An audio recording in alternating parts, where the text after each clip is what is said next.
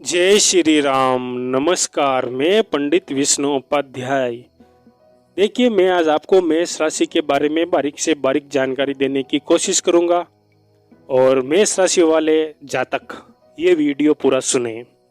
देखिए, मेष राशि वाले जो जातक होते हैं उनका स्वामी ग्रह मंगल होता है और मेष राशि वाले जातकों का तत्व जो होता है वो अग्नि का तत्व होता है। अब देखिए, मेष राशि वालों का कर्क, वृश्चिक और मीन राशि के साथ कभी नहीं बनती है, विचारों में मतभेद बना रहता है। और मेष राशि वाले जातक जो होते हैं, अगर वो कर्क, वृश्चिक और मीन राशि वालों के साथ यदि कोई व्यापार करते हैं, कोई जमीन लेते हैं, तो उनमें उनको नुकसान होगा। खास तौर पर मेष राशि को भी नुकसान होगा और कर्क, वृश्चिक और मीन राशि वालों को भी इसमें नुकसान होगा। अब नुकसान क्यों होगा वो भी आप जान लीजिए।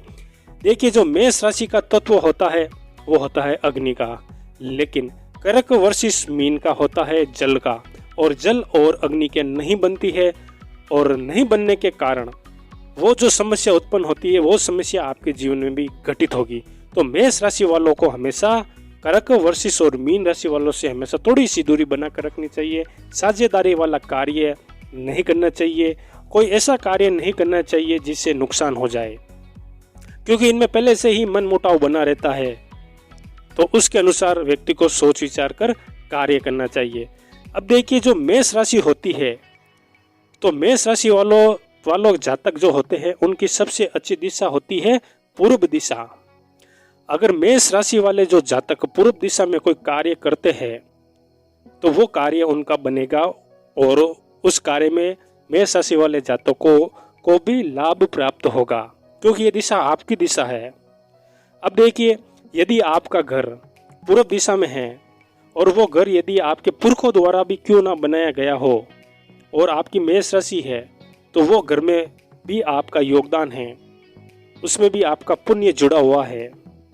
अगर मेष राशि वाले जातकों का मकान पूर्व दिशा में नहीं है, अगर आपका मकान पूर्व दिशा में नहीं है, किसी और दिशा में आप मान लीजिए, तो आपके घर में जो बाकी के सदस्य है, अगर उनकी कोई मेष राशि है तो उनका उस घर में योगदान है और आपका उसमें किसी भी प्रकार का योगदान आपको नहीं समझना चाहिए।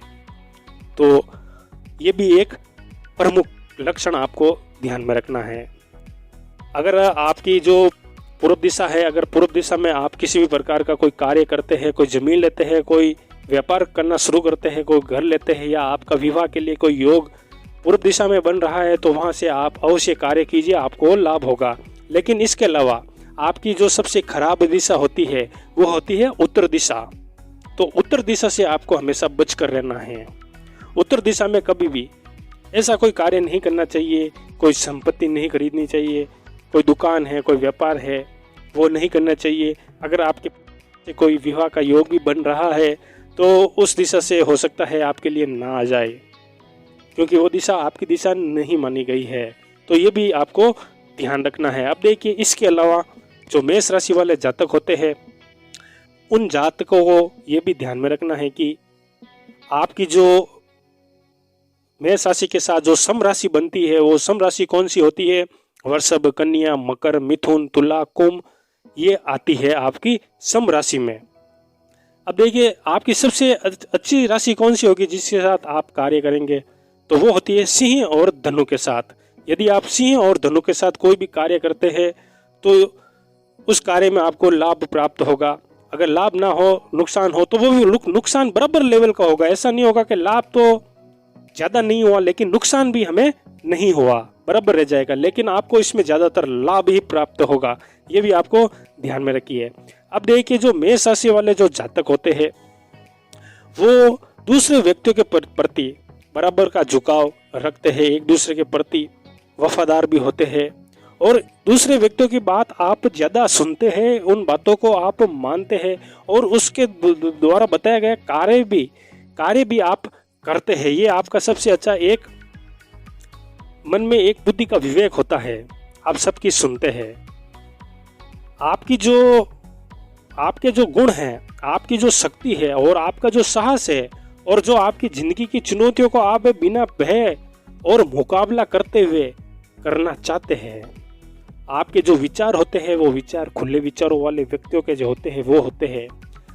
आपके प्रति, दूसरों के प्रति आपकी जो उदारता होती है वो बहुत अच्छी होती है। आप आत्मविश्वासी और धैर्य और संयम, ये आपका सबसे अच्छा गुण होता है। लेकिन इसके अलावा आपकी कमजोरी क्या होती है वो भी आपको जानना है। देखिए, आप कोई भी कार्य करते हैं तो वो दृढ़ता पूर्वक करते हैं, जिद से करते हैं, जिस कारण वो कार्य बिगड़ जाता है और लोग बाग आपको टोंट कसते हैं, आप पर टीका टिप्पणी करते हैं, जिस कारण आपका जो मनोबल होता है वो टूट जाता है। आपका जो मनोबल होता है वो टूट जाता है। तो ये आपको कभी नहीं करनी है।